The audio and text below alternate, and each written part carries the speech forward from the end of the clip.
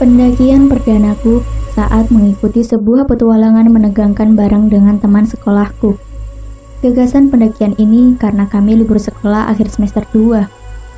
"Win, kamu ikutan yuk," ajak Leo. "Kemana?" tanyaku.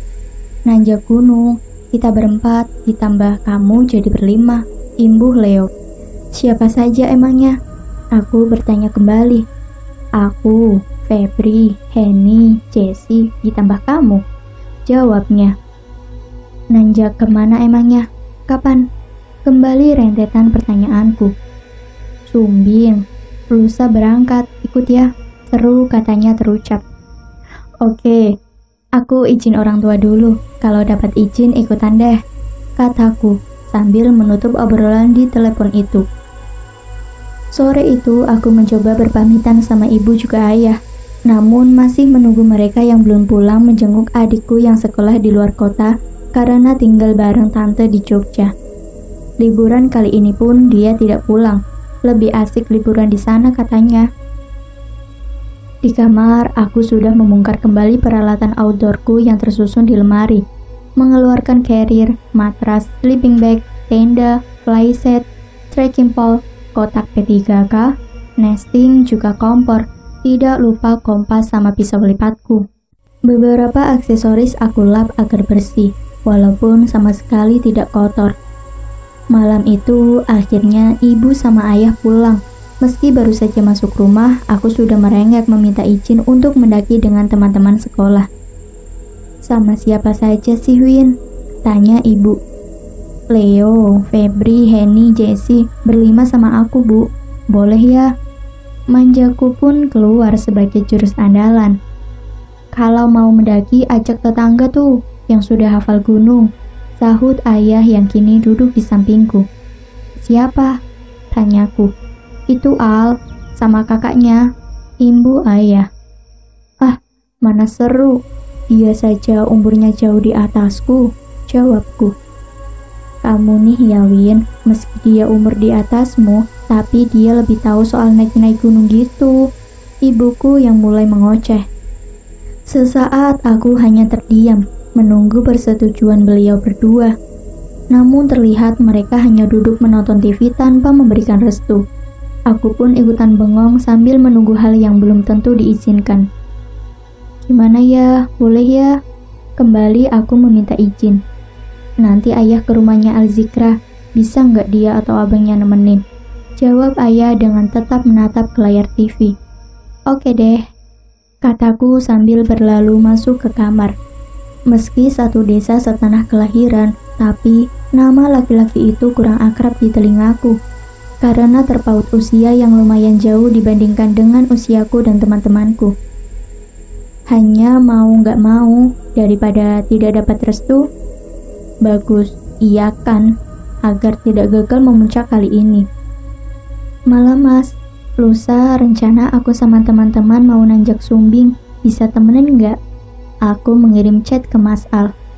"Berapa orang, Dek?" Jawab singkat. "Berlima, berenam berarti kalau sama Mas." Aku membalas. "Lusa ya?" "Oke, bisa," balasnya. Dahulu star ayahku, langsung aku chat orangnya biar nggak bertele-tele. Dan kini sudah mulai lega karena pasti dapatkan izin dari orang tua, meski harus mengajak orang lain sebagai pengasuh kami. Singkat cerita, hari ini kami semua sudah berkumpul di rumah. Memang sengaja aku jadikan titik temu untuk berkumpul dengan yang lainnya. Jam 10 pagi semua sudah pada ready, hanya menunggu satu orang yang sangat lama datangnya. Padahal jarak rumahku sama dia hanya depan belakang. "Win, mana sih abang itu?" Leo bertanya. "Tahu tuh, lama banget. Rumahnya di belakang situ padahal," kataku. "Telepon dia lah, Win," kata Henny. Tidak lama setelah itu terlihat laki-laki dengan kupluk hitam abu-abu, carrier di punggungnya jalan sambil menghembuskan asap rokoknya. Kacamata yang selalu dia kenakan menjadi ciri khasnya. "Panjang umur orangnya datang," ucapku. "Mana sih orangnya?" kata Leo sambil melihat dari jendela. Setelah Mas Al tiba, tanpa berlama-lama akhirnya kita berangkat. Sebelumnya, terlebih dahulu berpamitan dengan orang tuaku. Kami semua menyelaminya, dan ayah juga berpesan pada pemuda ini untuk menjaga kami semua. Kami semua naik mobilnya Febri untuk menuju lokasi, dan pastinya karena perjalanan jauh, kami hanya habiskan waktu dengan mengobrol seru-seruan bareng. Kecuali Mas Al-Zikra yang memilih untuk tidur di kursi paling belakang dengan Leo di sebelahnya. Kami ambil rute pendakian yang terdekat, masih satu kota dari Magelang. Sebelum itu, kami singgah di alun-alun kota dulu untuk mencari makan siang sebelum melanjutkan perjalanan. Kalian gak ada yang mau sholat? Tanya Mas Al. Kebetulan di sini aku dengan Febri memang beda keyakinan, jadi gak ikut ibadah. Enggak Mas, saya tunggu saja di sini, jawab Leo. Aku lagi halangan Kak, Henny menyahut. Oke, sebentar ya, aku ke masjid dulu. Kalian makan saja dulu, imbuhnya sambil berlalu. Kami semua gusar mendengar pernyataan Henny perihal pantangan bagi wanita datang bulan melakukan pendakian. Mitosnya yang seperti itu akan banyak gangguan dari hal gaib. Kamu beneran tanggal merah, Hen? Tanya Febri. Heeh, kenapa sih emangnya? Henny balik bertanya. Kan nggak boleh kalau lagi halangan naik gunung, Henny, kata Jessie. Masa sih? Gimana dong? Masa batal sih? Jawab Henny agak sedikit kecewa. Di sini memang Henny sama Jessie baru pertama kalinya mau melakukan pendakian, jadi belum paham hal seperti itu. Aku dengan Leo hanya diam karena tidak tahu mesti bilang apa dan harus bagaimana. Di tengah perdebatan mereka bertiga, tidak seberapa lama Mas Al sudah balik lagi. Melihat itu dia bertanya. Kenapa sih? Tanyanya. Ini kan halangan Mas, bagaimana? Jawabku.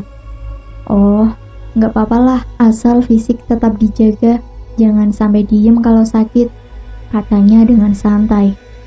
Tapi kan Kak, itu salah satu pantangan naik gunung. Jessie mengutarakan pendapatnya. Hanya senyum santainya yang terlihat sambil mengeluarkan rokok dari saku kemejanya. Gak apa-apa, kalau adiknya sanggup lanjut saja, ucapnya lalu menyalakan batang rokok. Tuh kan gak apa-apa, Henny menyahut dengan senang. Setelah semua beres, makan juga ngerokok mereka selesai, kami kembali melanjutkan perjalanan, menuruni belokan ke kiri dari alun-alun menuju jalanan yang naik turun. Berkelok-kelok, melewati beberapa jembatan untuk sampai ke Kali Angkrik menuju base camp Mangli.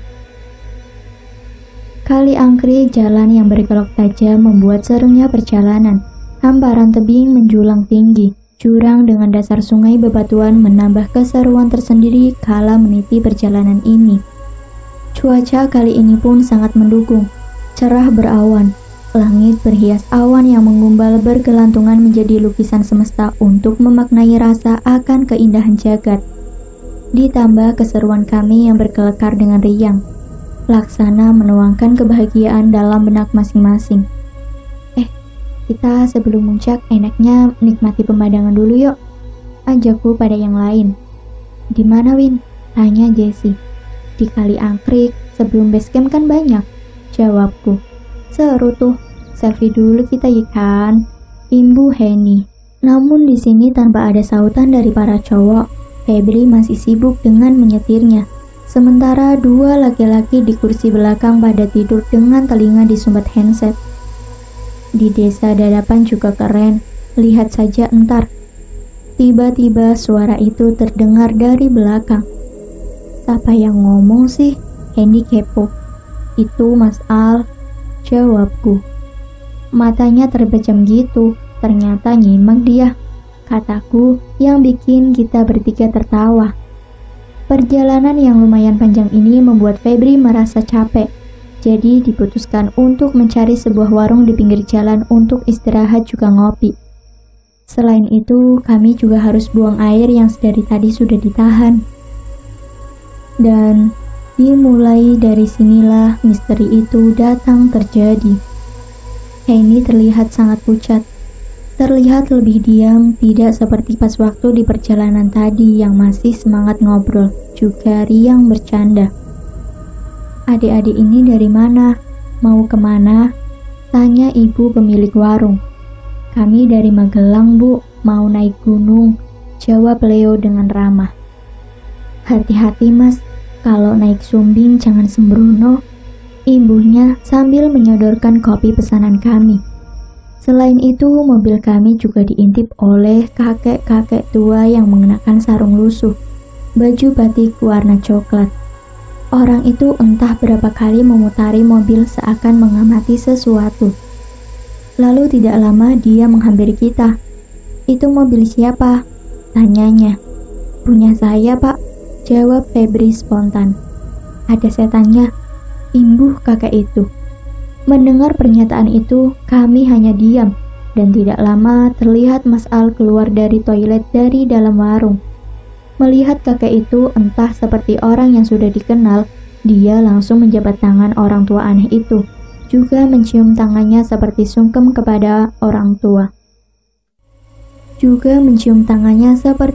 pada orang tua. "Sing hati-hati Gus, lakumu dawa, jembarno atimu," kata orang tua itu. "Nggih Kyai, pandonganipun," Mas Al menjawab. Tidak seberapa lama orang tua itu pergi, hanya menyisakan tanya dalam hati ini, siapa dia? Tapi yang lainnya seperti biasa saja melihat semua itu. Jadi aku hanya nyamperin Mas Al Zikra yang tengah merokok bersandar di samping mobil. "Siapa kakek tadi Mas?" tanyaku. "Wali," jawabnya singkat. "Oh, Mas ngopi dulu?" kataku yang tidak paham dengan jawaban tadi. "Iya ngopi, sebentar lagi saya ke sana," ucapnya. Gak cuma Henny yang terlihat aneh, Mas Al juga agak aneh setelah kedatangan orang tua tadi. Tatapannya semakin jauh ke depan, seperti memikirkan sesuatu yang entah apa itu. Ditambahkan nasihat dari ibu yang punya warung, jika mau naik Sumbing juga harus berhati-hati. Runtutan keanehan yang aku rasakan. Tapi mencoba untuk selalu berpikir positif saja menelaah semua ini. Berdoa dalam hati untuk meminta keselamatan bagi semuanya sampai detik ini hingga pulang nanti. Singkat cerita, kami sudah memasuki desa Dadapan. Di sini sudah disuguhkan pemandangan indah Gunung Sumbing, dan terdapat hamparan bunga warna-warni menjadi background untuk kami mengambil beberapa foto. Panorama alam di sore hari menjadi langkungan indah cahaya mentari yang mulai memancarkan cahaya jingganya ke langit. Silancur Highland. Kalau datang ke sini rasanya seperti di taman di luar negeri. Area ini juga dijadikan tempat untuk berkemah. Deretan tenda warna-warni menghias di area camping ground yang sudah disediakan. Sangat istimewa. "Kesorean kita, ayo beruan naik," ajak Mas Al. "Base Camp Mangli." Di sini kami melakukan pendaftaran, mengikuti arahan petugas setempat tentang tata tertib, pemahaman jalur, dan pemberitahuan berbagai larangan saat mendaki Gunung Sumbing. Jalur via Mangli ini merupakan jalur paling pendek mencapai puncak daripada melalui jalur via lain. Sore itu, petugas juga melakukan pengecekan logistik. Barang bawaan lain juga dicatat. Semua aman dan sudah beres mendapatkan perizinan. Hanya waktu pendakian sengaja dilakukan setelah ibadah maghrib. Jadi menanjak kali ini dilakukan malam hari.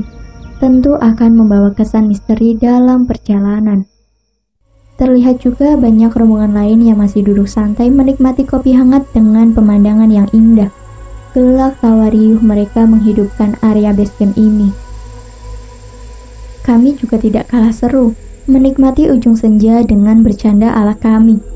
Selain itu, kami juga membentuk tim. Leo sebagai navigator, disusul leader Febri, selanjutnya Jessie, Henny, aku, dan paling terakhir Mas Al Zikra sebagai sweeper.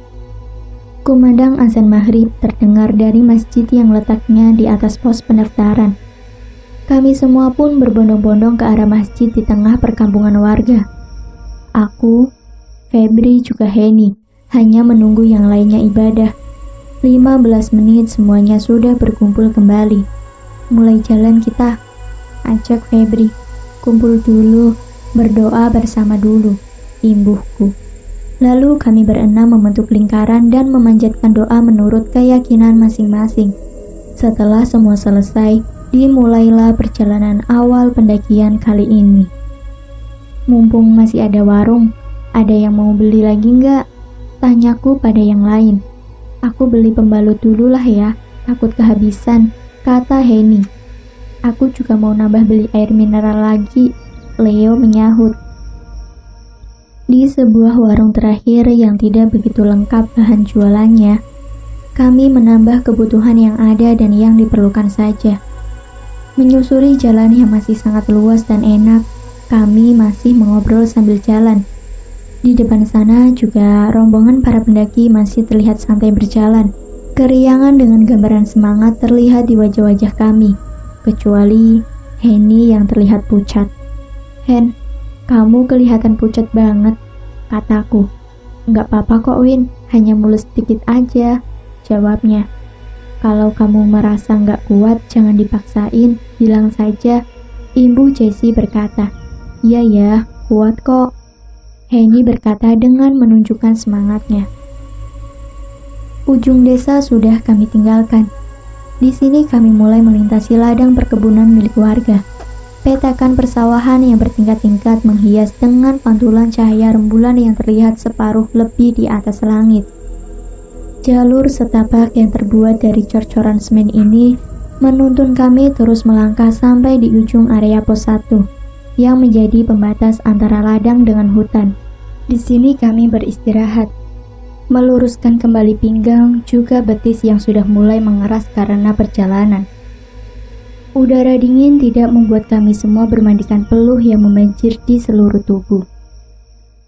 Hembusan angin menyapa saat peristirahatan di pos 1. Keangkeran area pos Kongseng terlihat ketika tiba-tiba sebuah sosok putih terlihat bergerak di salah satu pohon. Serasa salah dengan penglihatan ini, namun setelah benar-benar aku perhatikan, kain putih itu berkuncit, pelan, mengangkat wajahnya yang hitam gosong. Tuhanku, teriakku. Jangan panik, jangan takut. Kalau melihat apapun, diam, ucap Mas Al. Dengan sigap dia juga berdiri di depanku menghalangi pandanganku ke arah pocong itu. Tidak seberapa lama, dia pun duduk lagi. Saat aku takut melirik ke arah tadi, penampakan sudah tidak terlihat. Lihat apaan sih Win? Jessie bertanya. Ada pocong, jawabku spontan. Tolong, kalau lihat sesuatu diam, atau kita batalkan pendakian ini, kata Mas Al terlihat kesal. Loh, kok batal? Kenapa? Tanyaku dengan nada tidak terima. Jaga lisan kalau mau lanjut, harus tabah juga berani.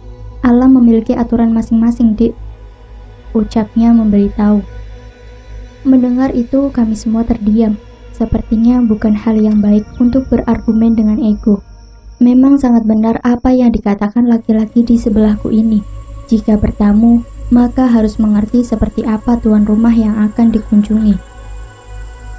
Saat kalut mulai menyelimuti kami semua, rasa takutku yang telah aku tularkan ke semua teman-teman pasti membuat semua was-was. Ini yang dimau para lelembut itu. Banyak-banyak berdoa, tenangkan pikiran, buang segala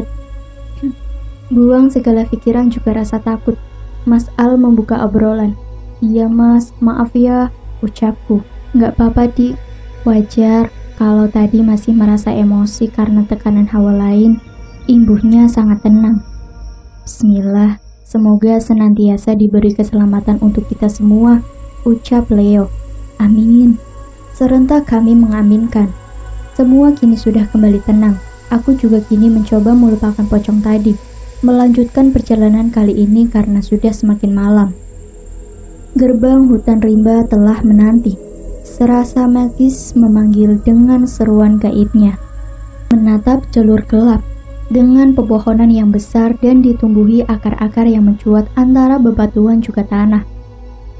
Belukar bagi barisan kepala-kepala setan terlihat di mata ini. Hanya mencoba mengabaikan hal ini. menelan ludah ketakutan yang serasa getir. Tuhan selalu dampingi aku, selamatkan kami semua melewati jalur duniamu, doaku dalam hati.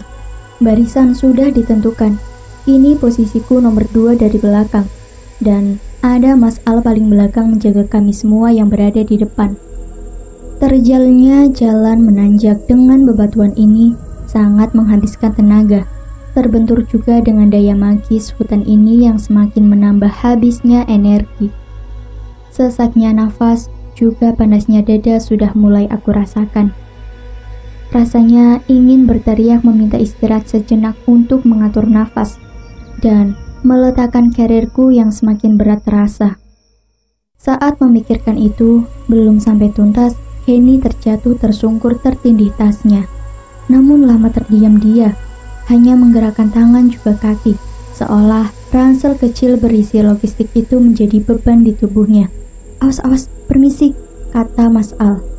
Dia menerobos melewatiku sangat buru-buru, lalu membantu sahabatku itu bangun dan duduk. Nafas Henny sangat terlihat susah, seperti mau terserang asma.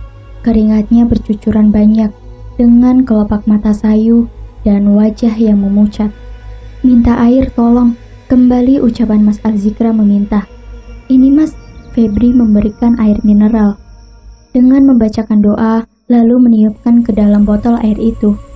Setelah itu memberikan ke Henny, tidak beberapa lama nafasnya mulai normal, juga terlihat lebih tenang. Tatapnya mulai terlihat menelisik, mulutnya bergerak ingin mengucapkan sesuatu namun ditahannya. Sudah bisa jalan belum Hen? Tanyaku. Sebentar ya, istirahat sebentar, jawabnya dengan agak terpatah-patah. Di tempat seperti ini kan ngeri kalau lama-lama. Gerak saja yuk, Jessie menyambung obrolan. Enggak apa-apa, 15 menit semua istirahat, jangan melamun, jangan berpisah jauh. Imbu mas tetanggaku memberi saran. 15 menit berlalu, beristirahat pun usai. Kini kami semua bergerak melanjutkan kembali pendakian ini dengan posisi di depanku ada Henny. Ya, langkahnya tidak sekuat tadi. Kini mulai pelan, beberapa kali melangkah, berhenti menarik nafas seakan ia membawa beban yang sangat berat. Dengan segala macam suasana mencekamnya, malam dengan pandangan mata astral yang tidak terlihat dalam pandangan mataku, menapaki jalur yang luar biasa menanjak, dengan susah payah mengerahkan seluruh tenaga selama hampir 3 jam lamanya. Terlihat kembali tempat beristirahatan. Pos bayangan telah terlihat tidak jauh lagi. Meski ini belum sampai ke pos 2, kelegaan dalam hati serasa. Ada seruan keberhasilan melewati jalur hutan rimba kaki sumbing dengan aman, terselamatkan semua. Memuji nama Tuhan untuk melantunkan doa terima kasih terserukan dalam hati ini, dan aku yakin yang lain pun sama mengucapkan kata suci itu. Syukur kehadirat Tuhan Yang Maha Esa. Merebahkan badan dengan bersandar carrier jumboku, kami semua mengumpulkan kembali sisa-sisa semangat yang terkuras untuk kembali utuh lagi. Menghilangkan sehara, juga menikmati makanan ringan itu aku lakukan bareng dengan yang lainnya. Perjalanan masih sangat panjang untuk menggapai ketinggian. Meski masih di kaki gunung, semangat ini masih terus menyala di tengah dinginnya malam alam Gunung Sumbing. Pos bayangan menjadi tempat 6 orang merebahkan dengan segala rasa lelah. Sedikit memejamkan mata, mengumpulkan kekuatan diri, membuang jauh-jauh ketakutan dengan sambutan tadi. Merinding sendiri badan mengingat hal itu. Bangkit dari rebahanku, memandang mereka yang masih terlihat kelelahan dengan wajah-wajah yang berpeluh. Membuka carrier dan mengeluarkan roti yang aku bagikan ke yang lain agar tidak pada melamun. Nih, makan. Jangan pada diem-dieman gini dong, ngobrol gitu, ucapku pada yang lain. Ngobrolin apa enaknya? Masih atur nafas nih, Win, jawab Henny dengan muka pucatnya. Hen, kamu tambah pucat loh, nggak apa-apa kan? Tanyaku padanya. Nggak apa-apa kok, hanya sedikit capek, kata Henny yang sedikit menggeser dari tempat duduknya. Ada bawa obat nggak? Atau apa buat tambah darah? Febri membuka mulutnya yang sedari tadi hanya diam. Gak bawalah, kurang persiapan aku, Feb. Henny menjawab. Melanjutkan makan juga beristirahat sambil mengobrol. Tanpa terasa, suara leader tim sudah mengajak jalan lagi, meneruskan pendakian kembali. Oke, kita lanjut, ajak Febri. Komando itu pasti disepakati kami semua tanpa mengeluarkan bantahan sama sekali. Walaupun rasa lelah masih sangat aku rasakan. Lagian, kurangnya olahraga juga. Sudah lama banget tidak muncak. Jadi kali ini berasa berat banget. Ditambah lagi, ini pertama kalinya aku menyaksikan sosok yang menakutkan seperti tadi. Jadi sepanjang pendakian ini dibayangi sosok pocong yang mengerikan itu. 6 orang sudah siap, semua berdiri menentengkan semua bawaan masing-masing. Namun, sebelum aba-aba jalan terdengar, 2 pendaki melintas menyalip kami semua. 2 pendaki cowok cewek itu tanpa berhenti untuk beristirahat dan hanya permisi numpang lewat. Formasi tetap sama ya, kita mulai jalan, ucap Leo sang navigator. Oke, semangat, teriakku memberi semangat pada yang lain. Sampai semuanya menyaut dengan kata saling menyemangati.